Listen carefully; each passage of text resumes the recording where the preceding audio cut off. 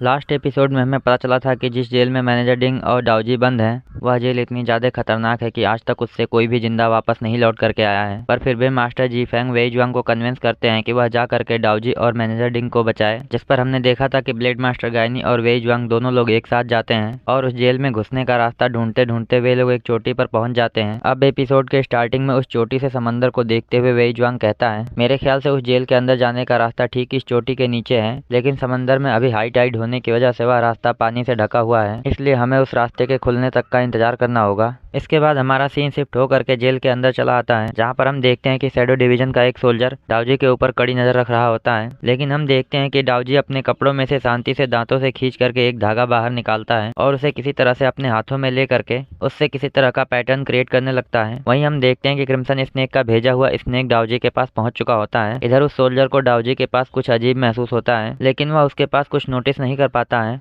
इधर इसी बीच crimson snake का भेजा हुआ स्नेक डाओजी के हाथों से उस धागे से बने हुए पैटर्न को लेकर के चला जाता है। तब हमारा सीन शिफ्ट होकर के कन्फ्यूशन स्कूल पर चला आता है, जहाँ पर हम देखते हैं कि कन्फ्यूशन स्कूल के गेट पर सेंगी बैठ करके कल्टीवेशन कर रहा होता है। तभी अचानक से सेंगी किसी के आने को महसूस करके उठ जाता है, जिसके बाद हमारा सीन शिफ्ट होकर के शायू, टियांगमिंग और सीलेन पर चला आता है। वहीं टियांगमिंग कहता है कि फाइनली अब हम लोग सेफ हैं। तब शायू कहता है कि जरूर जिंगयुन को कुछ और इम्पोर्टेंट दिखाई दिया होगा, जिसकी वजह से अभी के लिए उसका ध्यान हमारे ऊपर से हट गया है। तभी टियांगमिंग नोटिस करता है कि वहाँ पर बने हुए सारे दरवाजे एक जैसे ही हैं, इसलिए वह उनमें से एक दरवाजे को खोल करके देखता है। तब हम देखते हैं कि वहाँ पर एक बहुत ही खूबसूरत पेड़ लगा होता है, जिसे देख करके टियांगमिंग पूरी तरह से हैरान हो जाता है और उस पेड़ की पंखुड़ी को पकड़ते हुए कहता है कि कितना ब्यूटीफुल चेरी ब्लॉसम का पेड़ है। यह सुन करके सायू कहता है कि मुझे हैरानी हो रही है कि तुम जैसा बेवकूफ इंसान इस रेयर पेड़ को पहचान गया। तब हम देखते हैं कि यह सुनते ही टियांगमिंग खुद की तारीफ करने की कोशिश करता है, पर वह बीच में ही भूल जाता है कि उसे कहना क्या है। तब सायू उसे परेशान करने के लिए उससे पूछता है कि क्यों न तुम मुझे इस पेड़ के बारे में और कुछ बताओ। इस पर टियांगमिंग सोचता है कि मुझे तो इस पेड़ के बारे में और कुछ पता नहीं है। तभी दूसरी तरफ हम देखते हैं कि इस जहाज पर बने हुए सारे दरवाजों में किसी तरह का मैजिक काम कर रहा होता है। इधर शायू सबको बताता है कि जहाँ तक मैंने इस पेड़ के बारे में सुना है, यह बहुत ही ज्यादा कीमती है, जिसकी वजह से यह केवल किन एम्परर के गार्डन में लगा हुआ था। दूसरी तरफ हम देखते हैं कि उस जहाज के दरवाजों का मैजिक काम करता है, जिसकी वजह से वे दरवाजे ऑलमोस्ट रिपेयर हो चुके होते हैं। तभी सीलेन बताती है कि एक्चुअल में ये पेड़ हमारे माउंट सू पर उगते हैं। तब यह सुन करके सायू पूछता है कि क्या जब किन एम्पायर ने वहाँ पर अटैक किया था, तब क्या उन्होंने इन खूबसूरत पेड़ों को भी वहाँ से चुरा लिया था। यह सुन करके सीलेन कहती है कि हाँ, किन एम्पायर ने ऐसा ही किया था। इधर हम देखते हैं कि इसके साथ ही टियांगमिंग, शायू और सीलेन के पीछे का दरवाजा पूरी तरह से रिपेयर हो जाता है। जिसके बाद अचानक से टियांगमिंग कहता है कि क्यों न हम इन पेड़ों को पास से जा करके देखें, लेकिन सीलेन अचानक से उसे रोकते हुए कहती है, इन पेड़ों को उगने के लिए पहाड़ जैसा एनवायरनमेंट चाहिए, इसलिए अगर ये पेड़ समंदर के बीच में पूरी तरह से ठीक ठाक है, तो इसका मतलब है कि जरूर यहाँ पर किसी न किसी तरह की बहुत ही पावरफुल और रेयर स्किल का इस्तेमाल किया गया है, जिसकी हेल्प से ये पेड़ यहाँ पर भी पूरी तरह से ठीक है। यह सुन करके शायू कहता है कि हो सकता है कि यह यिनयांग स्कूल का कोई इल्यूजन हो। ऊपर से इस जहाज पर गोंगसू फैमिली के ज्यादातर मैकेनिकल सिस्टम लगे हुए हैं, जिसकी वजह से हो सकता है कि इन खूबसूरत पेड़ों के पास कोई न कोई ट्रैप बिछा हुआ हो। यह सब कुछ सुन करके टियांगमिंग कहता है तो फिर ठीक है, हमें वापस चलना चाहिए। लेकिन जैसे ही ये लोग वापस मुड़ते हैं, ये लोग देखते हैं कि इन लोगों के पीछे का दरवाजा अब पूरी तरह से ठीक हो चुका है। और जैसे ही टियांगमिंग उस दरवाजे को खोलता है, वह देखता है कि उस दरवाजे के दूसरे साइड भी चेरी ब्लॉसम का ही एक पेड़ लगा हुआ है, जिसकी वजह से अब ये लोग और भी हैरान हो जाते हैं। तब हमारा सीन शिफ्ट होकर के कन्फ्यूशन स्कूल में आ जाता है, जहाँ पर हम देखते हैं कि सारे स्टूडेंट्स राजकुमार फुसू के आने की वजह से तैयार हो रहे होते हैं। वहीं दूसरी तरफ हम देखते हैं कि पूरे के पूरे कन्फ्यूशन स्कूल में शैडो डिवीजन के सोल्जर्स फैले हुए होते हैं। जिसके बाद हम देखते हैं कि राजकुमार फुसू के सोल्जर्स वहाँ पर पहुंच जाते हैं। वहीं उनमें से एक सोल्जर आता है और सेंगी को बताता है कि राजकुमार फुसू निकल चुके हैं। जिसके बाद हमारा सीन शिफ्ट होकर के फिर से जेल के अंदर आता है, जहाँ पर हम देखते हैं कि डाओजी जानबूझ करके उस सोल्जर से बात करने की कोशिश करता है और कहता है कि मेरे ख्याल से तुम भी जाओ स्टेट के हैंडन कंट्री से हो। इस पर हम देखते हैं कि उसकी ऐसी बात सुनते ही वह सोल्जर रुक जाता है, जिसकी वजह से डाओजी अब उसे अपनी बातों में उलझाते हुए कहता है कि मेरे ख्याल से तुम मार्शल आर्ट्स में काफी अच्छे हो, लेकिन तुम अपने गुस्से की वजह से बार बार अपने सुपीरियर्स को ऑफेंड कर देते हो, जिसकी वजह से वे लोग तुम्हें प्रमोट नहीं करते हैं। इधर यह सारी बातें सुन करके वह सोल्जर सोच ही रहा होता है कि आखिर में डाओजी को यह सब कुछ कैसे पता है। तभी डाओजी उससे कहता है कि मुझे यह सब कुछ इसलिए पता है क्योंकि मैं भी तुम्हारी तरह जाओ स्टेट का एक सिटीजन हूँ। वहीं मैंने तुम्हारे मार्शल आर्ट्स के बारे में तुम्हें पूरी तरह से ऑब्जर्व करके फाइंड आउट किया है। ऊपर से मुझ जैसे क्रिमिनल के लिए जो गार्ड यहाँ पर ड्यूटी कर रहा है, उसका मार्शल आर्ट्स में अच्छा होना तो पहले से ही तय है। हालांकि तुमने जो यूनिफॉर्म पहनी है वह भले ही लो रैंकिंग के सोल्जर्स की है, लेकिन इस बात का तुम्हारे टैलेंट से कोई लेना देना नहीं है। इस पर हम देखते हैं कि यह सारी बातें सुन करके वह सोल्जर सोच में पड़ जाता है। तब यह देख करके डाओजी कहता है कि यह बहुत ही नॉर्मल बात है कि तुम्हें मुझ पर विश्वास नहीं हो रहा है, लेकिन क्या तुमने नोटिस किया है कि तुम्हारे जनरल हान ने मुझे इस जेल के सबसे खतरनाक जगह पर कैद किया है ताकि वह मेरा इस इस्तेमाल करते हुए मेरे दोस्तों को यहाँ पर आने के लिए मजबूर कर सके, जिसके बाद वह उनकी सिचुएशन का फायदा उठाते हुए एक झटके में ही उन्हें मार देगा। इस पर हम देखते हैं कि यह सब कुछ सुन करके अब वह सोल्जर थोड़ा सा सीरियस हो जाता है। तब डाओजी उसे बताता है कि एक्चुअल में वह चोरों का राजा है, इसलिए यह तो तय है कि मेरे साथी जो यहाँ पर आने वाले हैं वह भी टॉप लेवल के एक्सपर्ट्स होंगे, इसलिए तुम बताओ तुम्हें क्या लगता है कि जनरल हान उन्हें कैसे पकड़ेगा। इस पर हम देखते हैं कि यह सुन करके वह सोल्जर सोच में पड़ जाता है। तब डाओजी उससे कहता है कि सबसे सिंपल तरीका यह है कि जनरल हान तब तक वेट करेगा जब तक मेरे दोस्त मुझे बचाने आएंगे, और जैसे ही वे लोग इस जेल के अंदर पहुंचेंगे वह इस जेल को चारों तरफ से बंद कर देगा। जिसके बाद तुम्हें भी पता है कि चाहे कोई भी एक्सपर्ट कितना ही पावरफुल क्यों ना हो, लेकिन अगर उसे खाना और पानी ना मिले तो वह भी एक न एक दिन मारा जाएगा। ऊपर से मुझे ऐसा लगता है कि इस चक्कर में तुम भी इस जेल के अंदर बंद होकर के वैसे ही मारे जाओगे, इसलिए तुम बताओ तुम्हें क्या लगता है। जनरल हान इस जेल को बंद करने से पहले तुम्हारा इंतजार करेगा ताकि तुम इस जेल से बाहर निकल सको। इस पर हम देखते हैं कि यह सारी बात सुनने के बाद भी वह सोल्जर कोई रिस्पॉन्स नहीं देता है। तब डाओजी उसे कन्विंस करने के लिए कहता है कि तुम्हें एक बात और नोटिस करनी चाहिए। भले ही मैं एक खतरनाक क्रिमिनल हूँ, लेकिन फिर भी तुम्हारे जनरल हान ने अब तक मेरे हाथ और पैरों को कुछ नहीं किया है,